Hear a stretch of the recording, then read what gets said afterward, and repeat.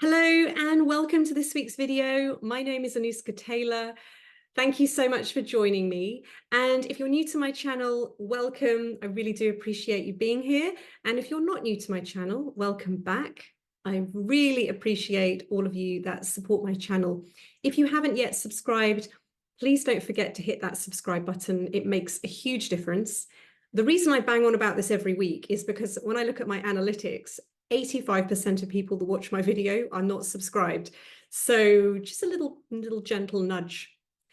So today's video is all about why you really need to start to embody and know at really deep level that you are a musical instrument to become a more compelling, impactful, engaging speaker.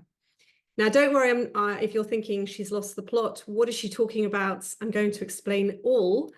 But this week, just gone, I was delivering a workshop in an organization, and I used this analogy, which was within a room full of people that I would say didn't identify as being musicians or singers, or they didn't play any instruments, or if they did, it was very much a hobby.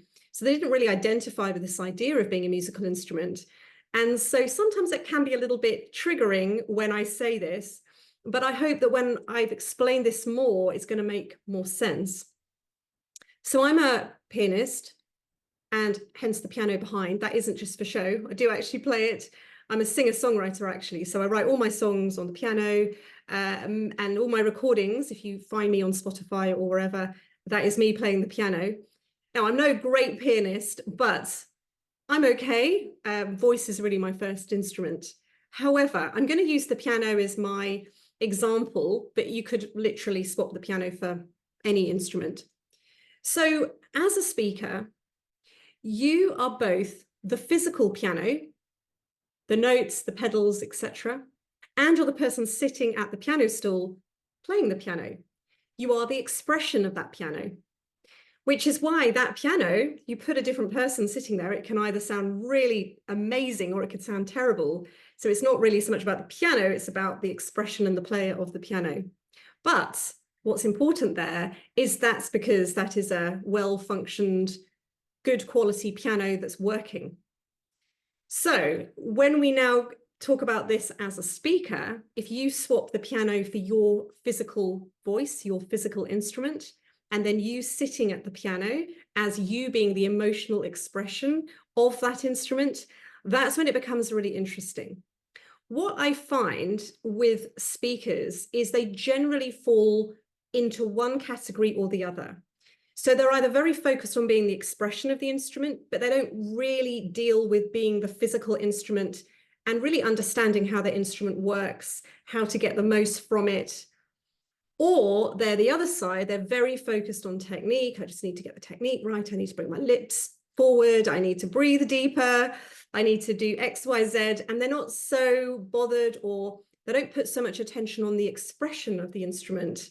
But we need both, just like you need both. So if I had a piano that had some keys missing, or it was out of tune, or the pedals weren't working, it doesn't matter. I could have the most incredible pianist sitting there. I mean, I'm sure they could still make it sound fairly good, but my point is it's never going to sound as good as if everything's functioning really well. And vice versa, you could have the most expensive grand piano in the world and have someone that really doesn't understand how to play it, understand how it really works. It's never going to sound that great. So you are the same. You are the physical piano, and you are the player of the piano. So depending on how much time and attention you give your voice will depend on the quality of that instrument. So are you a grand piano, or are you some little keyboard? I mean, I'm using this very, very loosely, but hopefully you get my drift. And so I use this analogy because I think it's really, really helpful. You have to start to see that you're both. And so you need to work on both. Unlike the actual physical piano there, I don't really have to do anything. I mean, obviously that is a digital piano. If it was an acoustic piano, I'd have to get it tuned every now and then and probably take a bit more care of it. But generally speaking, I don't really have to do very much because the piano already functions really well. But you as an instrument, your instrument is your body, it's your breath, it's everything. So you have to take care of your body, you have to take care of your voice, Also, unlike a piano, I don't really have to understand the internal workings of the piano. I just need to know, what keys do I need to play? What are the chords? What pedal do I need to hit? You know what I mean?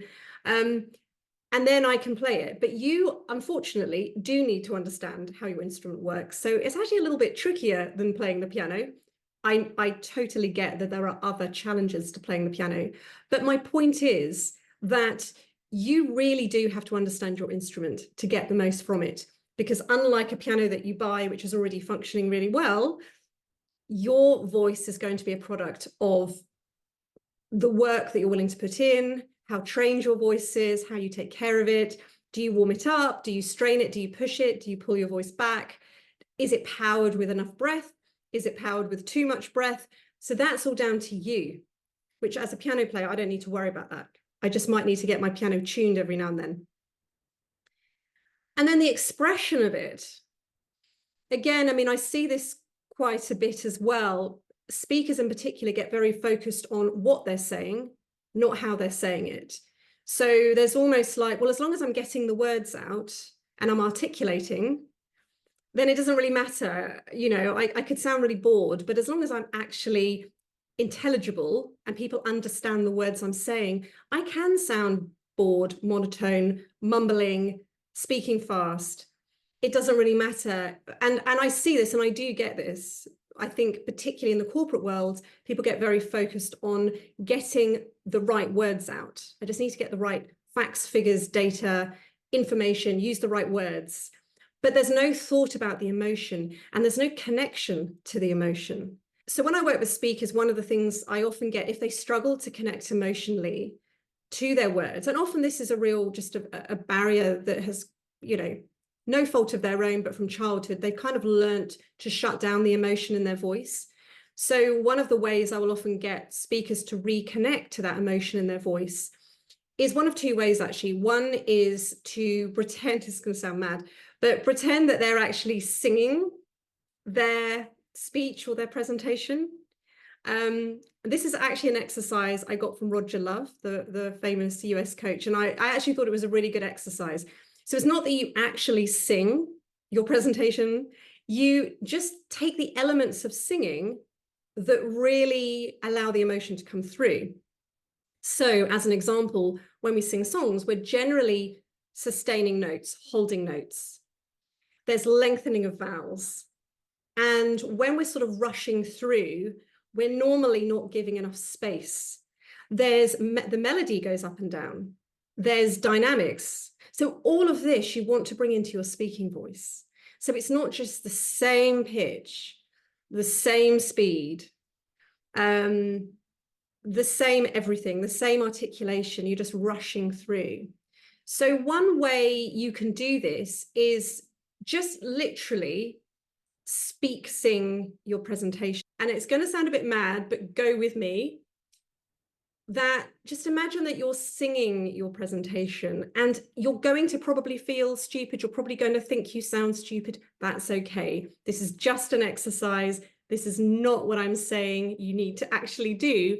But what it is going to do is going to get you out of that rut of same pitch, same dynamics, same everything, bringing more sort of song-like emotion. Hi, my name is Anuska, and welcome to my presentation. Again, if that is really uncomfortable for you, you need to spend more time doing that. You want to get yourself out of that rut. So that's really, really important. Now, the other thing that you can do is practice reading on something you already have an emotional connection to. Because I get that if you are reading something kind of fairly dry, maybe lots of facts and figures, it's like, well, how do I get emotion into that? You have to find some way of connecting. And that is really, unfortunately, down to you. You have to find an emotional connection to what you're saying. Because I promise you, when you connect emotionally in here, it is 100% transmitted through your voice.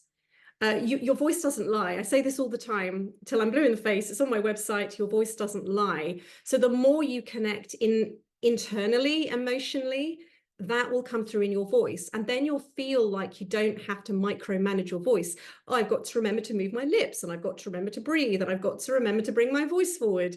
You don't need to do that so much, because when you're connected emotionally, you don't need to be so on it in that sense. That's not to say you don't do the practice, but it will become easier the more emotionally connected you are. So take a poem, take a section of a book, maybe a fiction book, a poem, a really beautiful poem that you love, or even the lyrics of a song that you love. And I want you to, first of all, before you start reading, really connect emotionally. What is this about? What does this touch in me? You know, is it about love? Is it about grief? Is it about anger? Like, connect internally first and then speak it. But as I said at the beginning, you need both. You need a physically well-functioning voice also to access the emotion. Because if the voice isn't functioning, like I said before, if there's missing keys on the piano, it almost doesn't matter how great the pianist is. They're still going to be working around some issues. So that's why I say you want to make sure your voice is really fully functioning, and that requires training, that requires regular exercises and warm-ups. And then when you come to connect emotionally, the instrument's available and able to handle that emotion, just like a piano. Everything's functioning, it's in tune, all the keys are there, the pedals are working. Now you can bring the greatest pianist in the world, and he or she can make that sound amazing. So start to bring that into your speaking, and just notice, which side do I perhaps try and avoid? Am I avoiding the kind of the physical instrument side, the functionality, the technical side of my voice, or am I avoiding the emotional side? Because often presentation skills, public speaking skills training is all about the sort of emotional side, but they're forgetting that you're really dealing with a full body instrument. And if it's not working properly, it doesn't really matter how great the presentation is. So we do really, really want both. And technique and function of voice really, really feeds into a fully expressive, creative, engaging voice. Because otherwise you're just going to be limited by the colors that you can paint with. You know, you're painting with 2 out of a possible 100 colors, let's say, because there's limitations in your voice, limitations in pitch, limitations in dynamics, limitations in the strength and power in your voice, because maybe the vocal folds are weak, or maybe they're very pressed, so the voice is very strained and you have no control over the breath, or fill in the blank. It can look in so many different ways. So have a go at that. And obviously the physical kind of training side is going to require more than anything I could give you in this video right now. But play around first of all today. If you feel like the emotional piece is missing, play around with those 2 ideas, pretending to kind of sing your presentation, or picking a poem, a passage from a book, something that you really emotionally connect to, lyrics in a song, something that you can connect to in an experience that you've had. And then your goal then is to find an emotional connection with whatever it is you're reading, because your voice doesn't lie, your vocal energy doesn't lie, your body doesn't lie. You might think mentally that you're, you know, tricking people, but people feel your energy. They feel the energy in your voice. They feel the energy in your body. You can't lie. So if you are interested in working on this, because as I said, it's 2-pronged, it's technique and it's sort of emotional connection. Emotional connection is obviously quite challenging for many of us, because most of us have been taught on some level to shut our voice down, to have a lot of fear around expression. So hence I use the Jungian psychology to help people start to uncover some of these unconscious fears, and then more importantly, learn to integrate them, because it's the integration that's important. Yes, you can have all the intellectual knowledge in the world. Well, I use my voice because when I was 5, my dad or my mum did this, but that's not going to change anything. It's the first step, but you have to do the emotional integration. So that's a big part of my private coaching, as well as the technical functional aspects of voice. So all the links are below. Book a 30-minute private voice discovery session. or you can also book a 1 hour, 60-minute Reclaim Your Voice session, both of which, you know, we can talk about your voice, your goals. I can hear you speak. The 60-minute session is actually a proper coaching session. So you would really get a feeling for how I work with voices. Either way, you'd get enormous value from either session. And then if you do choose to continue into the longer 8-month package, then you would receive a credit for whichever one you purchase. You would get that credited towards the bigger package. So any questions? Now, final point to make, I have a brand new website which I launched this week. So please do go and check it out. All the links for everything are also on my website now, testimonials, more information about what I do. So go and check out my website, anuskataylor.com. And as I say, you can find all the links to everything, all the different ways you can work with me, online courses, digital voice coach, and the 2 options I've just given you there. So go and check them out, say hello, and I will see you next week.